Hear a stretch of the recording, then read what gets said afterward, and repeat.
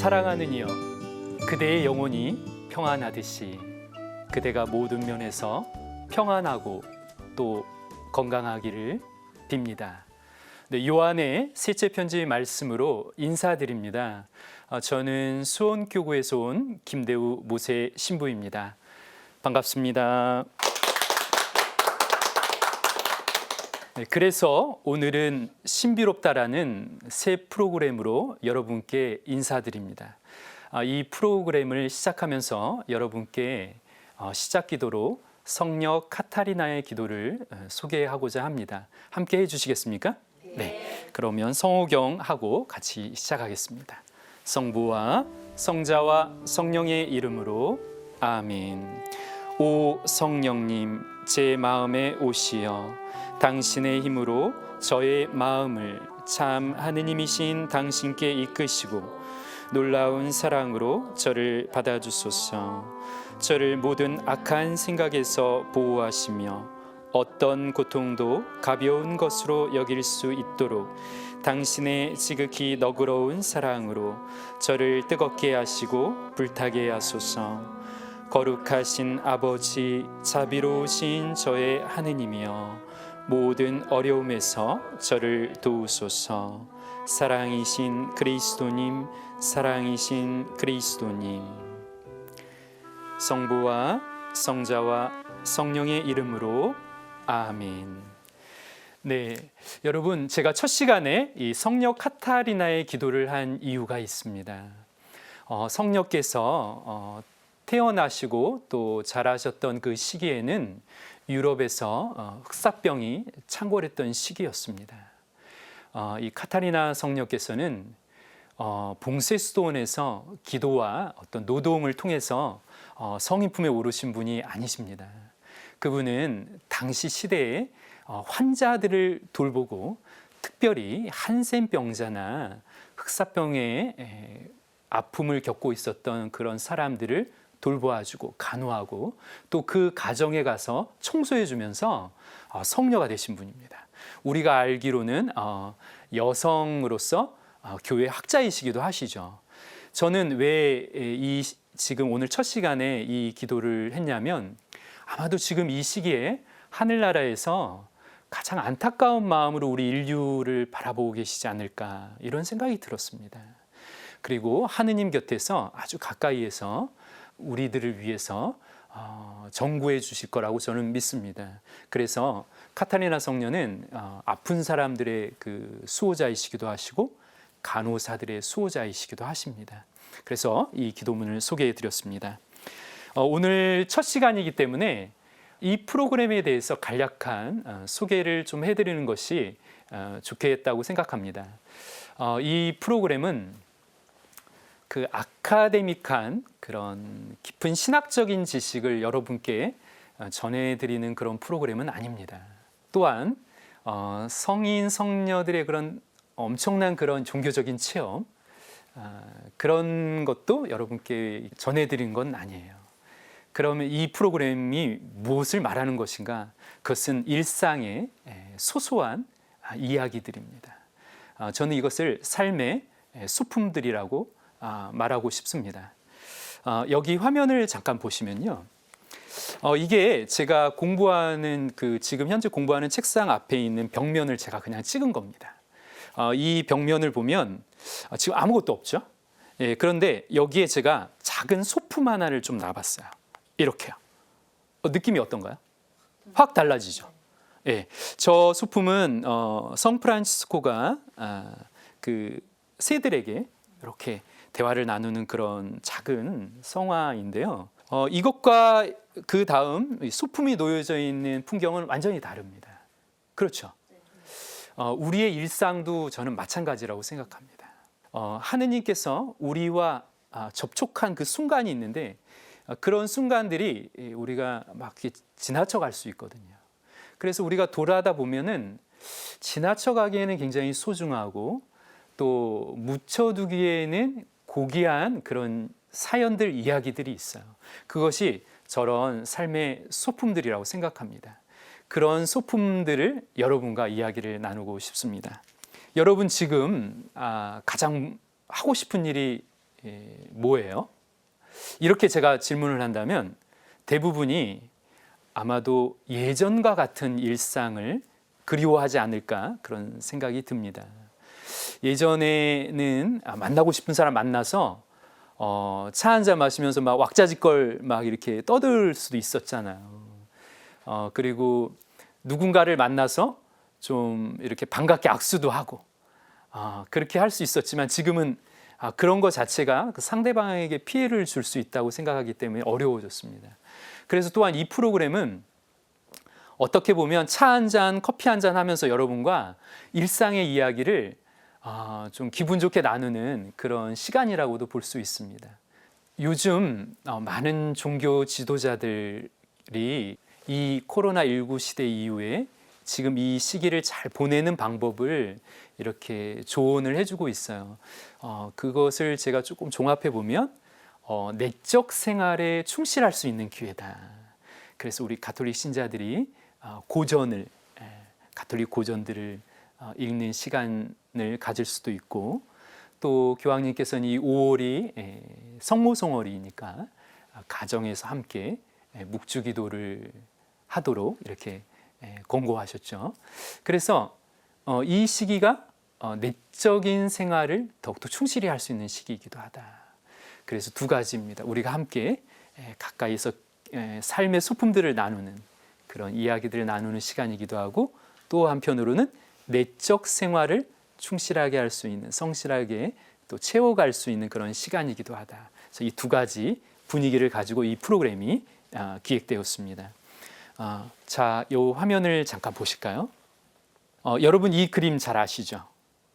예, 이 그림은 그 시스티나 경당에 있는 천장화입니다. 이 그림을 그린 사람이 누구죠? 예, 미켈란젤로입니다. 예, 미켈란젤로가 이 천장화를 그렸죠.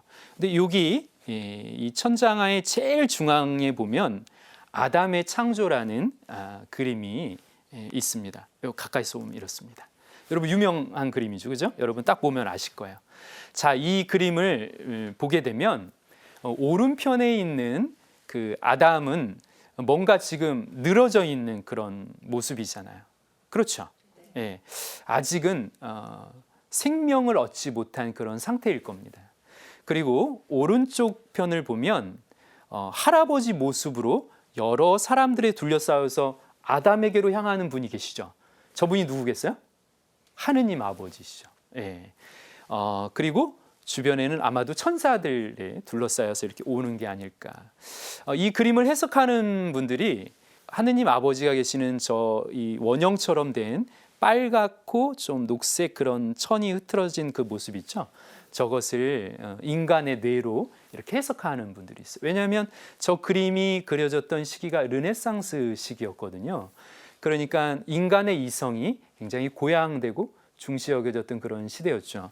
그래서 그렇게 해석하는 분도 계십니다. 여하튼 우리의 관점은 여기서 뭐냐면 지금 성부 하느님 아버지께서 아담을 향해서 오는 저 손가락은 굉장히 힘이 있습니다. 그렇죠? 예. 근데 저 아담의 손가락과 하느님 아버지의 손가락은 아직 만나지를 않았습니다. 제가 이렇게 한번 보여드릴게요. 네, 이렇게 됐습니다. 보이시죠? 저는 하느님 아버지와 아담의 손가락이 만나는 바로 이 지점이 신비라고 생각합니다. 조금 후면 하느님의 손가락이 아담을 터치해서 아담이 생명을 얻게 될 것입니다. 맞죠? 네. 제가 이 프로그램에 여러분께 나눌 이야기는 바로 하느님의 손가락과 나의 손가락이 만나는 이 지점에 대해서 이야기를 나누고 싶습니다. 그 부분을 우리 일상에서 찾을 수 있다는 것입니다. 이 프로그램은 세 가지 키워드로 좀 요약될 수 있을 것 같습니다. 첫째는 일상입니다. 네, 우리는 하느님과의 만남을 아주 특별한 그런 사건으로 생각할 때가 많아요. 어느 날 꿈속에서 천사가 나타나서 하느님의 메시지를 전해주거나 성모님이 눈부신 아름다운 모습으로 나에게 발현을 하시거나 이렇게 생각하기 때도 있는데, 그런데 실제로는 하느님께서는 일상 안에 우리에게로 찾아오신다는 것입니다. 부활하신 예수님께서도 고기잡이를 하는 그 제자들에게 그 일상으로 찾아가시지 않습니까? 그래서 이 일상이라는 이 단어는 하느님과 내가 만나는 그런 현장입니다. 그래서 이 프로그램에서는 일상이 아주 중요한 키워드입니다. 두 번째는 관계입니다. 우리는 첫 번째로는 하느님과의 관계를 가지고 있죠. 두 번째는 또 누구하고 관계를 맺고 있을까요? 바로 우리 주변의 사람들입니다. 그리고 세 번째는 뭐예요? 자연입니다. 하느님이 창조하신 피조물들, 이 자연과도 관계를 맺고 있습니다. 그래서 이 관계가 없다면 우리가 하느님과 만나는 그 신비로운 일들을 체험할 수도 없고 느낄 수도 없는 것이죠. 이 관계가 있기 때문에 그런 하느님이 우리를 위해서 마련하신 신비로운 일들을 알아차릴 수가 있고 또 느낄 수가 있는 것이죠. 자, 마지막으로는 신비입니다. 이 프로그램의 아주 중요한 키워드이죠. 근데 신비라는 말은 조금 다양한 의미를 가지고 있고 또 한마디로 이렇게 딱 정의하기는 좀 힘듭니다. 쉽게 말해서 하느님께서 우리를 위해서 섭리하신 그런 일들이다. 또 하느님께서 나와 아주 가까이 계시다는 사실, 또 가까이 계심으로써 나를 당신 섭리로 이끄시는 그런 일들이 있다. 이런 일들은 우리 이성으로서 다 파악이 되지는 않잖아요. 근데 그것을 논리적으로 1 더하기 1은 2 이렇게 정의할 수는 없어요. 그런데 우리가 느끼잖아요. 그렇죠? 그래서 세 번째 이 프로그램의 키워드는 신비입니다. 그래서 이 세 가지 키워드 하에서 아마도 이야기가 진행될 것입니다. 자, 잠깐 한 토막 글을 여러분께 좀 소개해 드리려고 합니다. 잠시 멈추어 눈을 감는다. 문득 지나가는 바람에도 가슴 한편이 시리고 나뭇잎 사이로 새어 나오는 빛 한 줄기에도 가슴 벅찰 때가 있다. 신비는 내 가까이에 있다. 문득 찾아온 인연 안에서 하느님의 채취를 맡을 수 있다. 아프고 상처 입은 이에게서 하느님의 얼굴을 볼 수 있다. 고독과 침묵 속에서 나를 찾고 신의 영역 안으로 침잠한다. 나와 너는 그 자체로 신비스러운 존재다. 나와 너는 신비로운 존재입니다. 그래서 우리의 일상을 잘 들여다보면 우리가 신비스러운 존재이기 때문에 자세히 이렇게 들여다보면 신비스러운 일들이 많습니다. 그것을 우리가 느끼고 체험해 간다면 이 하루는 정말로 특별한 날이 되고 또 생기 넘치는 날이 되는 것이죠. 마치 먼지덩이인 내가 하느님의 손가락이 딱 터치되는 이런 느낌을 우리가 가질 수가 있습니다. 자, 하느님께서 마련하신 신비를 우리 일상에서 알아보기 위해서는 특별한 눈이 필요합니다. 보통 인간에게는 세 가지 눈이 있다고 합니다. 첫 번째는 육안입니다. 그것은 우리가 시각적으로 그 태양의 그 스펙트럼을 통해서 빨주노초 파남보, 우리가 시각으로 그런 색깔을 볼 수가 있죠. 이것을 이제 우리 육안이라고 하고 또 우리에겐 또 시만이 있죠. 그것은 내적인 통찰력입니다. 이성의 눈이라고도 할 수 있겠죠. 그리고 세 번째가 영안입니다. 이 영안은 영적인 눈이라고 할 수 있는데요. 영적인 식별을 하는 것입니다. 그래서 어떤 것이 하느님의 뜻인지를 알아내는 거예요. 그러니까 하느님의 손가락이 나를 딱 터치한 그 순간은 이 영적인 눈으로 알아볼 수 있는 것입니다. 그런데 이 영적인 눈은 마음이 순수한 사람에게 아주 발달되어 있어요. 그래서 어린아이처럼 순수한 마음을 가질 때 이 영안이 아주 밝게 빛납니다. 반짝반짝 빛납니다. 그래서 루카복음 18장에서도 예수님께서 이런 말씀을 해주셨죠. 하느님의 나라는 이 어린이들과 같은 사람들의 것이다. 이렇게 말씀해 주셨지 않습니까? 네, 우리가 전 세계적으로 보면 그 유명한 성모 발현지가 있습니다. 근데 이 성모 발현을 이렇게 목격한 그런 성인들을 보면 대부분이 다 어린아이였어요. 그리고 아주 순수한 마음을 가진 사람들이었습니다. 우선 루르드 그 성모 성지는 그 벨라데타 성녀가 14세 때 성모님의 발현을 목격했죠. 그리고 파티마도 대부분 10살 아래였습니다. 그리고 과달루페 성지를 보면 여기가 이제 후안 디에고라는 사람이 사실은 57세였어요. 나이가 많죠. 근데 이 사람은 정말 순수한 어린이의 마음을 가지고 있었어요. 그래서 매일 새벽 미사를 하기 위해서 24km나 매일 아침에 걸어 다녔다는 거예요. 그 정도로 순수한 마음을 지녔습니다. 그래서 성모님이 그 인디언인 그 후안 디에고에게 발현하신 것이죠. 자, 이처럼 어린아이들은 그만큼 순수한 마음을 가지고 있기 때문에 바로 신비스러운 일들을 이렇게 바라볼 수가 있는 것입니다. 그러니 성모님이 발현했다고 해도 그 아이들만 보잖아요. 다른 사람은 하나도 못 봤잖아요. 그 아이들에게는 그 영적인 눈이 그만큼 빛나게 반짝반짝였다는 것이죠. 예, 저는 그래서 오늘 이 첫 시간에 이 프로그램 제목이 그래서 오늘은 신비롭다라는 제목이지 않습니까? 그래서 오늘 이 첫 시간은 우리의 영적인 눈을 좀 더 반짝반짝이게 만들어 보자. 그래서 오늘 첫 시간의 주제가 뭐예요? 우리는 한동안 어린아이였습니다. 우리도 어린아이였던 시절이 있는 거예요. 영적인 눈이 뭐예요? 반짝반짝이었던 그런 시절이 있었다는 것입니다. 자, 이제 제가 여러분께 들려드리고 싶은 이야기들을 시작해 보도록 하겠습니다.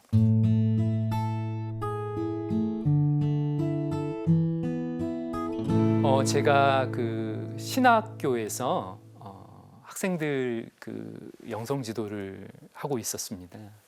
어느 날 그 새벽에 그 기상 시간보다 일찍 이제 눈이 떠진 거예요. 그래서 잠자리에서 이제 좀 뒤척이다가 좀 이른 시간에 이렇게 문을 열고 실외로 나왔어요.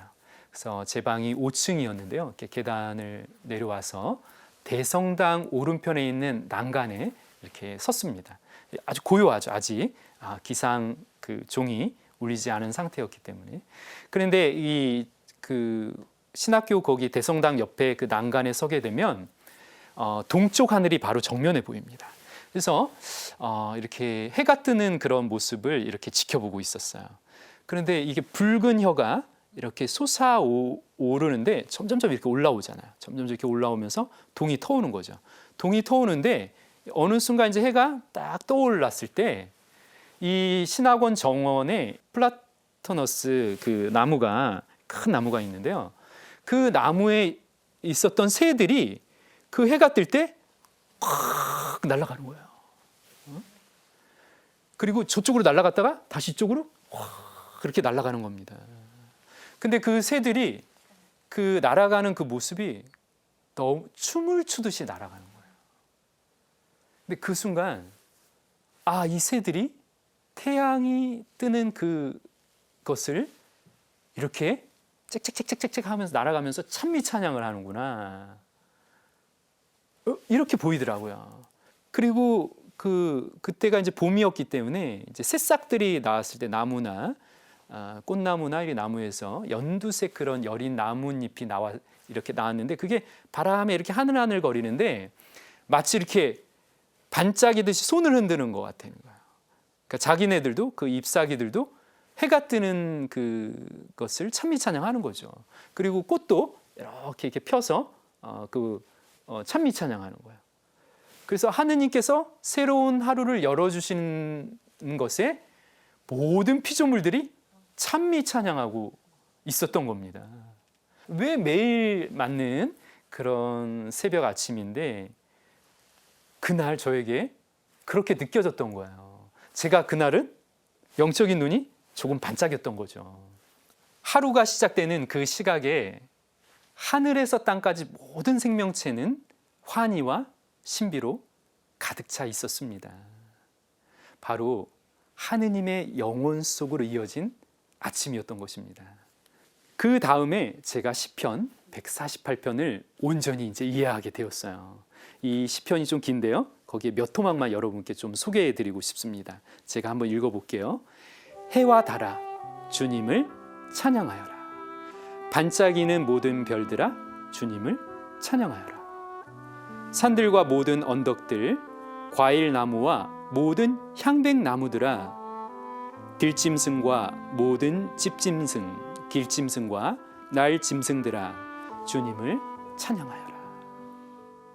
여러분, 제가 아까 우리 신학원에서 해돋이의 그 모습과 지금 이 시편이 거의 이렇게 맞아떨어지죠. 네. 여러분도 이런 하루를 이런 새벽을 맞으셨던 아마 그런 경험이 있을 겁니다. 네. 그렇다면 이 시편의 저자와 여러분은 똑같은 마음인 거예요. 똑같은 하느님이 마련하신 신비를 여러분도 체험한 것입니다. 네, 두 번째 이야기입니다. 저는 본당 사목구 주임, 본당 신부를 4년 4개월 정도 했었습니다. 그때 그 좋은 추억들이 너무 많은데요.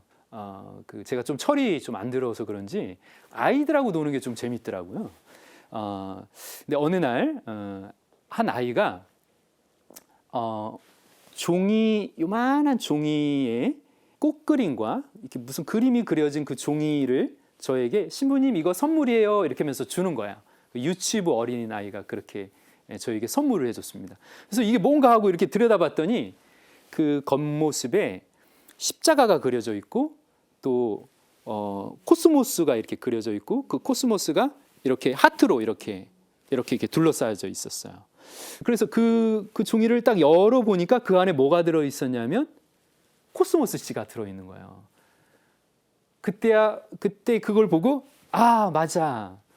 지난주에 그 어린이 미사 때 이 어린이들한테 제가 당시에 그때 성당에 조경 작업을 하고 있었고 십자가의 길 주변을 막 이렇게 꽃나무들을 심고 있었거든요. 그래서 어린아이들에게 제가 그런 제안을 했어요. 우리 어린이들도 저 야외에 있는 십자가의 길에 여러분 거기에 꽃으로 심을 거니까 우리 친구들이 꽃씨를 가져와 달라고.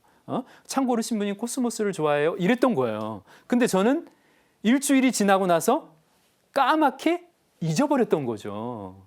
그런데 그 유치부 어린이는 그것을 잊지 않고 저에게 선물이라고 가져온 거예요. 예? 한편으로는 제가 좀 창피하기도 하고 한편으로 이 어린아이가 너무 예뻐 보이는 거죠. 그에 저는 그 어린아이가 준 코스모스 씨를 뿌렸습니다. 그 십자가의 길에. 자, 그리고 좀 시간이 지났죠. 한 여름이 다 물러갈 쯤 돼서 제가 새벽 미사 때 미리 정원에 나와서 십자가의 길을 걷고 있는데 코스모스가 펴 있는 거예요. 어느새 핀 거죠, 그죠? 그래서 제가 가만히 코스모스를 가만히 이렇게 바라다 보니까 그 코스모스 그 꽃 안에 누가 있는 거예요? 그 유치부 어린이가 웃고 있는 거예요. 네? 세상에는 우리가 미처 알아보지 못하는 꽃이 있다. 그 꽃이 어떤 꽃인가? 사람 꽃입니다. 작은 고사리 손에 담아서 이 놀라운 우리 성당 십자가의 길을 아름답게 만든 이 놀라운 기적을 만든 이 유치부 어린이는 하느님께서 우리 성당 공동체에 보내준 사람꽃이었죠. 네. 우리 모두는 하느님께 이렇게 소중하고 아름다운 꽃이 될 수 있습니다. 예수님께서 그래서 또 이렇게 말씀하셨던 겁니다. 마르코복음 10장 14절인데요. 하늘나라는 이 어린이들과 같은 사람들의 것이다. 그리고 루카복음 13장 19절에도 이런 말씀이 있어요. 하느님의 나라는 겨자씨와 같다. 어떤 사람이 그것을 가져다가 자기 정원에 심었다. 그랬더니 자라서 나무가 되어 하늘의 새들이 그 가지에 깃들였다. 겨자씨가 얼마나 한 거예요? 어마어마합니다. 실제로 보면 정말 작습니다. 그 유치부 어린이가 가져온 코스모스 씨는 아주 작지만 성당 십자가의 길을 꽃으로 만들었다. 이후 저는 시 한 편을 썼습니다. 네, 여러분 함께 감상해 주시겠습니까? 네. 청아한 새벽바람, 고요한 성당 정원을 거닐 때 십자가 길 따라 곱게 핀 코스모스 가만히 들여다보니 발그레 보고픈 얼굴이 웃고 있었지. 뒤에서 몰래 손을 모으고 눈을 감았더니 내 앞에 꽃이 있더라. 사람이 꽃이었네. 사랑이 꽃을 보았네. 그대 내게 꽃이 되었네. 네. 괜찮았습니까? 네. 고맙습니다. 네. 네. 이 시를 쓰게 된 것이 바로 그 유치부 어린이가 저에게 준 그 작은 코스모스 씨앗 선물 때문이었습니다. 사실 그때 어린아이들에게 씨앗을 가져다 달라고 제가 청하고서 저는 그 사실을 까맣게 잊었습니다. 그러나 그 유치부 어린이는 어떻게 해요? 그걸 기억하고 저에게 선물을 준 것입니다. 어린이의 마음은 이렇게 어른인 저와 다릅니다. 그만큼 순수한 것이죠. 제가 신학과 4학년 때 장애인들이 있던 그 복지기관에서 사회복지 실습을 한 적이 있어요. 그때 그 시설에 있는 친구들 복덩이라고 했거든요. 그 복덩이 친구들과 제가 약속을 했는데요. 몇 년이 지나도 그 약속을 기억하고 있습니다. 네. 왜냐? 그 친구들이 마음이 어린아이처럼 순수하기 때문에 그래요. 근데 우리는 어찌된 일인지 자주 이렇게 잊고 삽니다. 그죠? 네, 자주 잊고 살아요. 그게 왜 그럴까? 너무 바빠서 그런가? 아니다. 우리가 어린아이의 그 순수한 마음을 조금 퇴색되었다. 네, 좀 가려져 버렸다. 얼룩졌다. 자, 여러분께 또 이제 세 번째 이야기를 해드리겠습니다. 저는 강의를 준비하거나 강론을 작성하다가 성경 말씀이 이해 안 될 때가 있어요. 여러분도 그렇죠? 네. 성경 말씀이 잘 이해가 안 될 때가 있어요. 그러면 이런 참고 문헌들도 찾아보고 교부들의 말씀이나 성경 주석서를 찾아보기도 하지만 그래도 이렇게 마음이 그냥 뻥 뚫리듯이 안 뚫릴 때가 많아요. 예. 그래서 어떻게 보면 성경을 계속 묵상해가는 열정이 또 생기는 것 같아요. 예. 그럴 때 저는 어린아이들에게 자주 물어봅니다. 그러면 어린아이들이 아주 통쾌하게 그 답을 해줍니다. 한번 들어보세요. 그 예수님께서 부활하면 우리가 시집가고 장가가는 일도 없이 어떻게 된다고요? 천사와 같아진다고 그랬어요. 그래서 내가 우리 어린이 미사 때 이 어린아이들에게 다시 한번 물어봤어요. 여러분, 어린이 여러분, 우리는 나중에 부활할까요? 그랬더니 어린아이들이 네, 그러는 거예요.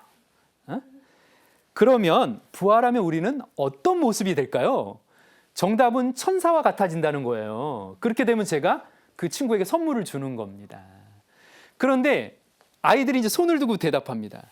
그 중에 아주 많이 나오는 대답이 뭐냐면 착한 모습이라는 거야. 이 어린이들은 신부님이 무슨 질문을 하면 착한 사람 아니면 착한 모습 아니면 뭐야? 착한 일이라고 그래. 그러면 거의 70~80%는 맞아요. 그래서 착한 모습이라고 합니다. 그리고 어떤 친구는 부자가 된대요. 부자.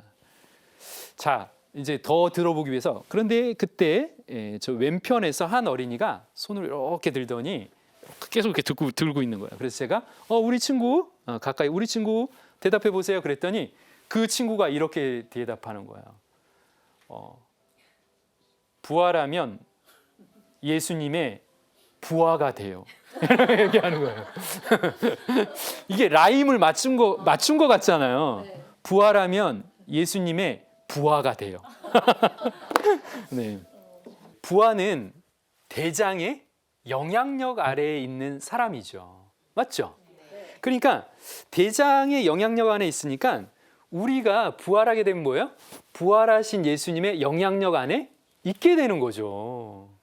그 우리도 부활하는 거예요. 그 너무나 맞는 말이죠. 참 이 아이들이 대단합니다. 예. 제가 또 하나 이야기를 들려드릴게요.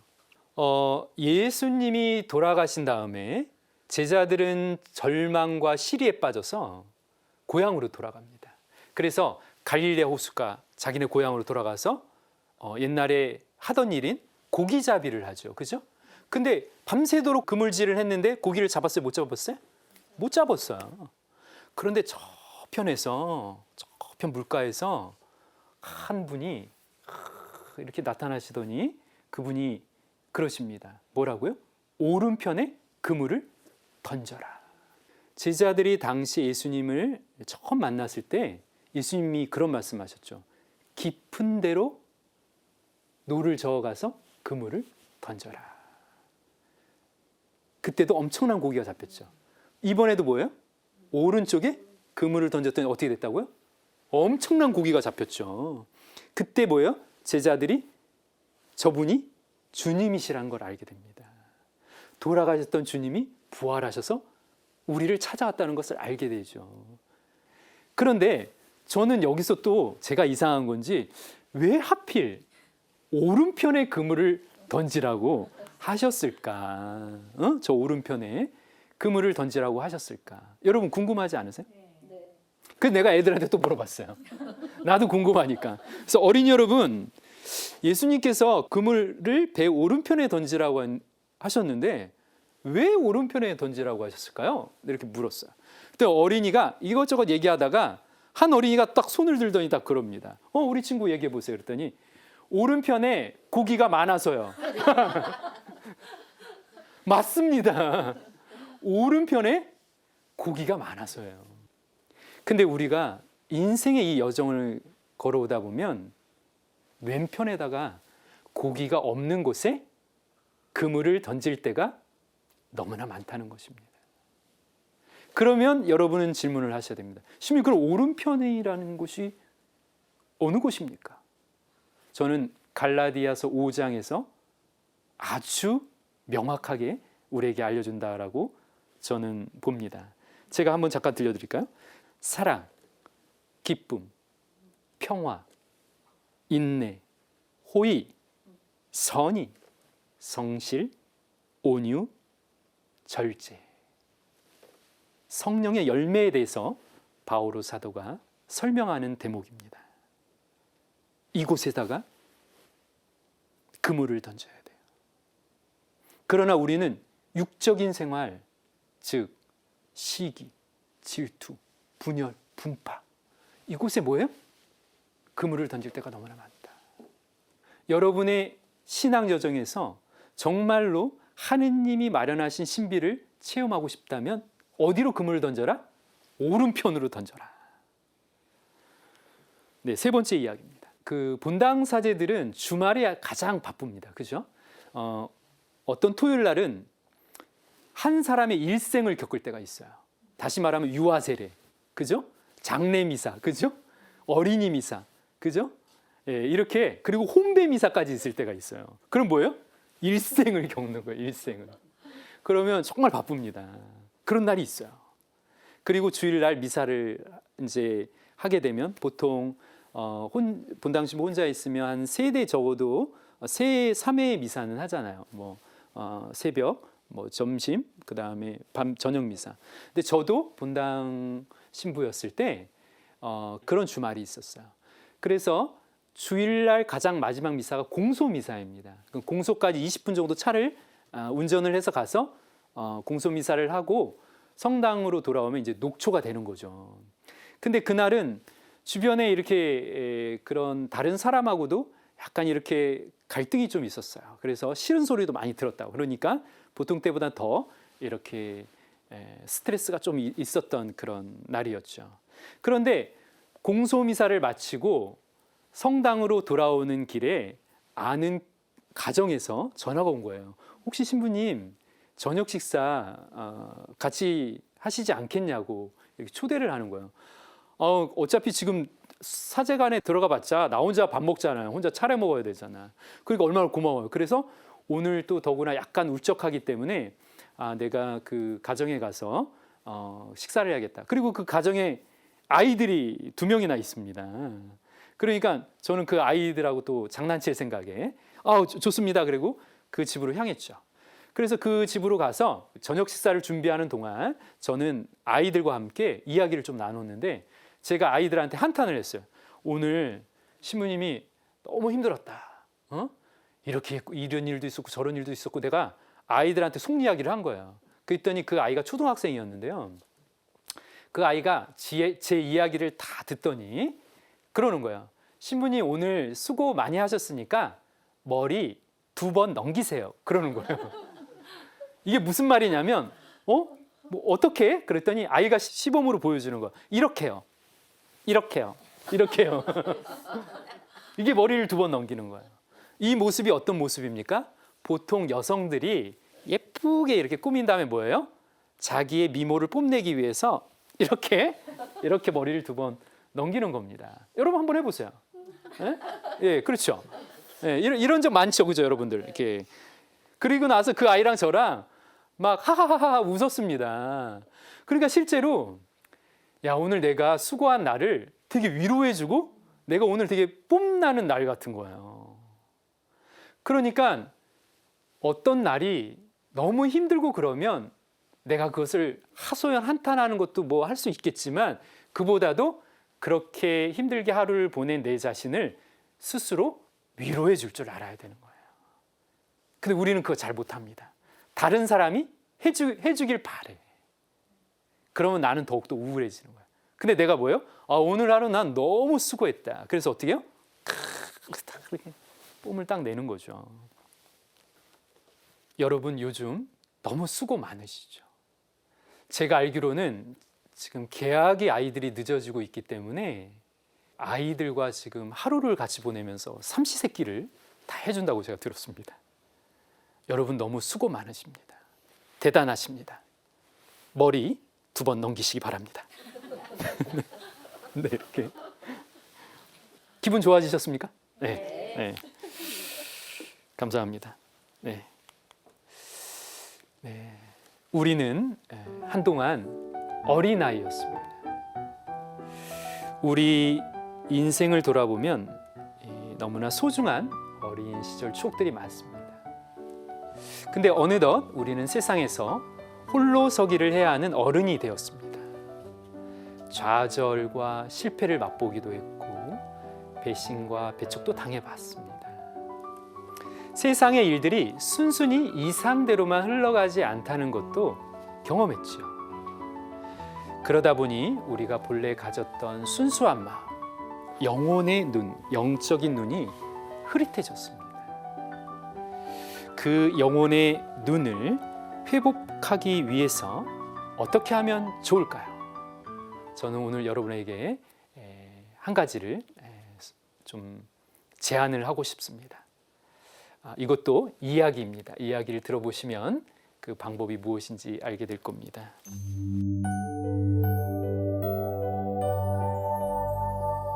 제가 그 사목을 했던 그 본당을 떠나고 학교로 돌아왔을 때 한 6개월이 지났나요? 그때 제가 본당에서 있었을 때 알던 초등학교 어린이들이 이제 중학생이 된다고 하여서 그 방학 때 저를 찾아온다는 거예요. 근데 그 아이들이 왜 방문하냐면 물론 저도 보고 싶었겠지만 그 친구들이 대안학교를 다니는 학생들이었는데 그 대안학교에서 준 숙제가 뭐냐면 대중교통을 통해서 여러 대중교통을 통해서 가는 곳 그리고 보통 때는 가기 힘든 곳이래요. 그러니까 신학교는 뭐예요? 이 조건에 안성맞춤인 거죠. 보통 때는 가기 힘든 곳이죠. 왜냐하면 보통 사람들이 들어오기 힘들잖아요. 그리고 그 친구들이 있는 곳에서 우리 학교까지 오려면 지하철을 3번, 2번인가 3번 갈아타야 되고 버스를 2번 타야 돼요. 그러니까 총 5번의 대중교통을 이용해야 됩니다. 그러니까 험난한 길입니다. 그래서 이 친구들이 드디어 학교에 도착했어요.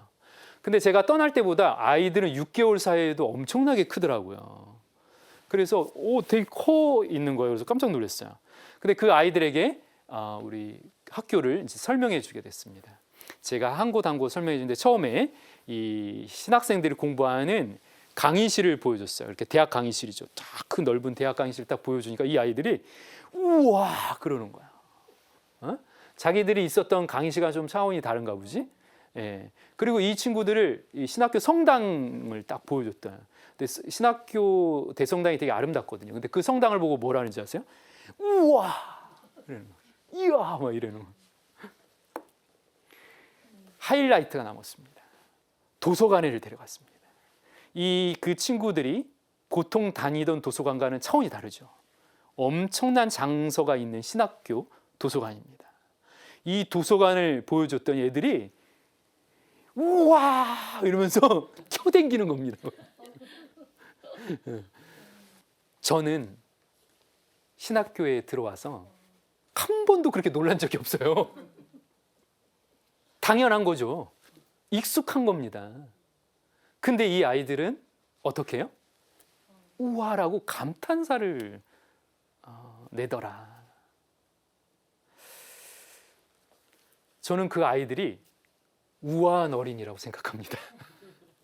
우아해서 그런 어린이기도 하지만 그래서 우아한 어린이가 아닌가. 우리는 어느덧 어른이 돼서 너무나 세상에 일어나는 일들을 당연하다고 생각해요. 당연하다고 생각하면, 익숙하다고 생각하면 하느님의 신비는 우리에게서 멀어집니다. 매일 해가 뜨지만 뜨네 이렇게 하는 것과 어머 해가 떴어 우와 이건 다른 거랍니다. 여러분의 삶에 우와라고 하는 이런 느낌표가 이렇게 찍어진다면 우리의 마음이 어린아이처럼 순수해지는 것이 아닐까, 이렇게 여러분께 제안을 드립니다. 이제 여러분께 마무리를 해야 될 시간인데 여러분께 한 가지 이야기를 더 들려드리겠습니다. 네, 여러분 내 삶에 물음표보다는 느낌표를 자주 만들었으면 좋겠습니다. 저도 제 삶에 문제 제기를 한 적이 많아요. 그러니까 물음표를 찍은 적이 많죠. 그러면 우울하고 슬프더라고요. 그러나 어린아이들이 자주 하는 것처럼 설레고 감탄하고 감동받고 공감하는 이런 느낌표를 자주 만들다 보면 우리 삶이 행복해지고 어린아이처럼 좀 순수한 그런 마음을 다시 되찾게 된다는 것입니다. 하느님은 우리에게 물음표를 던지시지 않습니다. 너 왜 그래? 야, 너 왜 그렇게 했어? 이렇게 하는 게 아니라 우리를 보면 늘 감탄하십니다.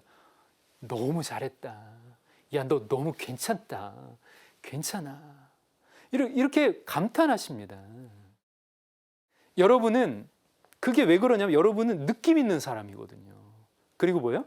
특별한 사람입니다. 그래서 하느님이 감탄하시는 거예요. 느낌표를, 그러니 여러분 삶의 발자국마다 느낌표를 찍어야 돼요. 어떻게 해요? 우와. 이러면 얼굴 표정도 좋아집니다. 우와. 이렇게. 자, 영화 1997년도에 개봉한 이란 영화인데요. 천국의 아이들이라는 영화입니다. 이 영화에는 두 주인공이 나와요. 남매네요. 알리와 자라라는 이 남매가 등장합니다. 그런데 이 알리가 어느 날 이 자라의 그 신발을 이제 수선하러 가는 길에, 저 위에 있는 자라의 여동생의 신발인데 저걸 수선하는 길에 모르고 깜빡 잃어버립니다. 딴짓하다가 잊어버려요. 그리고 집에 돌아와가지고 이 아이에게 내가 잊어버렸다 그러니까 이 동생이 얼마나 실망을 하겠습니까? 근데 그것을 새로 사달라고 말하기 힘들었어요. 왜냐하면 집이 좀 가난했거든요. 더구나 엄마는 아파서 갓난아기를 돌보고 있었으니 이렇게 뭐 새로 사달라는 것은 너무 힘든 일이었어. 그래서 이 알리라는 오빠가 이 자라에게 자기 운동화, 저 밑에 있는 다 떨어진 저 운동화를 나누어서 신자고 그럽니다. 그랬더니 자라가 그거 못 신겠다 그러니까 뭐예요? 알리가 이 연필인가 볼펜 하나 새 거를 이렇게 밀어줍니다. 그걸로 여동생은 받아들인 거예요.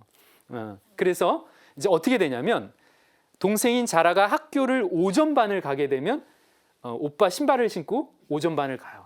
그러면 오빠 알리는 뭐예요? 오후반이야. 그러면 자라가 오는 길에 중간쯤에 가서 빨리 신발을 갈아 신고 어떻게 해요?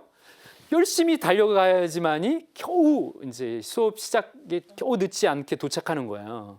그래서 그렇게 갈아 신고 학교에 가는 날이 많아졌어요. 예.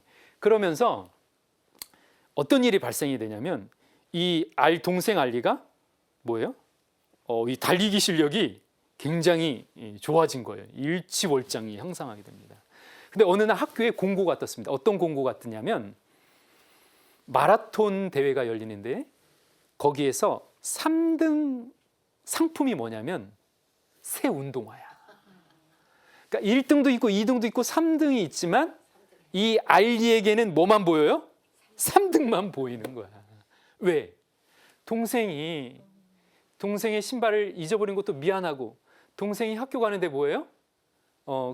자기 더러운 운동화를 갈아 신어야 되고, 그거를 부모님께 일러 바치지 않은 것도 너무 고맙고, 그지? 이런 감정이 섞인 알리는 뭐예요? 이 마라톤 대회에 나가서 뭐를 해야 돼요? 3등을 해서 운동화를 따내야 되는 거죠. 그래서 마라톤 대회에 나갑니다. 근데 이 친구가 아까도 얘기했듯이 학교에 늦지 않기 위해서 달려갔기 때문에 이 달리기 실력이 엄청났습니다. 결국 이 마라톤 대회가 시작됐을 때 열심히 달려가지고 치고 나가서 뭐예요? 1위까지 1등까지 합니다. 근데 이 친구가 1등을 하면 돼요, 안 돼요? 1등하면 절대로 안 돼. 그래서 자기가 어느 순간 1등하고 있다가 근데 이러면 안 되는데 이렇게 생각이 들었겠지. 그래서 뭐예요? 한 명씩 보내줍니다. 그래, 이렇게 1등 보내고 또 2등 보내서 이제 3등으로 다니는데 뒷그룹하고 섞여서 자기가 4등, 5등이 될 지경이야. 그러니까 어떻게 다시 힘을 내서 다 떨어진 운동화에 힘을 줘서 달리는 거죠. 그러다가 우여곡절 끝에 결승선을 통과하는데 몇 등으로 통과한지 아세요? 1등으로 통과를 합니다. 이 영화 재밌습니다. 그러니까 뭐예요? 이 담임 선생님이랑 주변에 있는 사람들은 난리가 난 거지. 예를 들어서 행가래를 치고 그냥 포옹 하고 그냥 사진사가 그냥 사진 찍고 난리가 났는데 뭐예요? 이 어린이는 자기가 1등 했다는 소식을 듣고 어떻게 해요? 침울한 거의 죄인의 모습으로 시상식장에서 사진이 찍힙니다. 어른들은 우리에게 다 1등을 하라고 합니다. 그런데 어린이는 뭐예요? 3등을 하고 싶었어요. 왜? 동생에게 새 신발을 선물해 주고 싶었기 때문입니다. 그리고 부모님께 걱정시켜 드리지 않고 싶었던 거죠. 그게 어린이의 마음이라는 거예요. 우리 부모님들은 아이들이 다 1등을 하라고 그래요. 그러나 어린이들은 그렇게 생각하지 않습니다. 우리가 1등을 해야 된다는 강박관념을 갖기 시작할 때부터 우리는 뭐예요? 어린아이의 순수한 마음을 잃어가고 있는 거예요. 자, 그래서 모든 것을 다 잃어버린 양, 이 알리 오빠는 집으로 돌아오는데 이 동생이 오빠가 3등으로 통과하지 못했다는 것을 느낌으로 알겠죠? 오빠가 거의 죄인처럼 들어왔으니까. 그리고 그 신발이 다 떨어졌어요. 그래서 그걸 벗고 집 안에 있는 그 우물가에다가 저기 화면에 보이는 것처럼 발을 담그고 저렇게 절망에 빠져 있어요. 그랬더니 어떤 일이 벌어지는가? 금붕어들이 와서 상처난 물집이 생기고 다 헤어진 저 알리의 그 발가락을 입맞춤을 해주는 겁니다. 발가락을 입맞춤 해주면서 어떻게 보면 뭐예요? 위로를 해주는 거죠. 저게 바로 이 영화가 여기서 끝나는가? 아니다. 마지막 장면이 어떻게 되냐면 일용직을 하던 아빠가 집으로 돌아오는 길에 무슨 장을 보고 물건을 샀는데 아빠 자전거 뒤에 새로운 신발 2컬레가 실려 있었다. 그러면서 영화가 끝납니다. 자, 이거는 누가 해주신 겁니까? 하느님께서 해주신 거죠. 어린아이의 순수한 마음을 가지면 그 순간 그게 잘 안 된 것 같고 실패한 것 같지만 절대 아니다. 하느님께서는 그 순수한 마음을 보시고 그 알리의 바램들을 이루어 주시는 것이죠. 신비는 이성을 뛰어넘는 현상이나 아직 드러나지 않는 신적 비밀과도 같습니다. 여러분, 비밀이라는 것은 믿을 만한 사람에게 내가 하는 이야기예요. 그렇죠? 믿지 못하면 그 사람한테 말 못해요. 하느님의 신비도 그렇게 믿을 만한 사람, 어린이와 같은 사람에게 드러난다는 겁니다. 하느님은 우리 각자에게 신비스러운 일들을 벌이십니다. 그러면서 우리에게 이렇게 말하는 것 같아요. 모세야, 이건 비밀이야. 그리고 시간이 지나면 하느님께서 나를 위해서 이런 일을 벌려주셨구나. 이런 걸 깨달을 때가 있어요. 그걸 하느님께서 나에게 이건 비밀이야 이렇게 말하는 것을 내가 어떻게 아는가? 그것은 그 일이 지난 후에 내 마음이 되게 따뜻해지고 이 꼬리가 이렇게 올라가게 되면 하느님께서 나에게 신비스러운 일들을 일으켜 주신 것입니다. 오늘 첫 시간 좀 많이 부족했지만 여러분에게 어린이의 순수한 마음으로 돌아가자는 주제로 우리는 한동안 어린아이였습니다 라는 강의를 여러분께 들려드렸습니다. 여러분 순수한 마음을 여러분이 되찾게 되면 여러분 삶 속에 하느님께서 마련하신 신비스러운 선물을 여러분이 발견하고 세상이 주지 못하는 그런 기쁨을 누리게 될 것입니다. 감사합니다.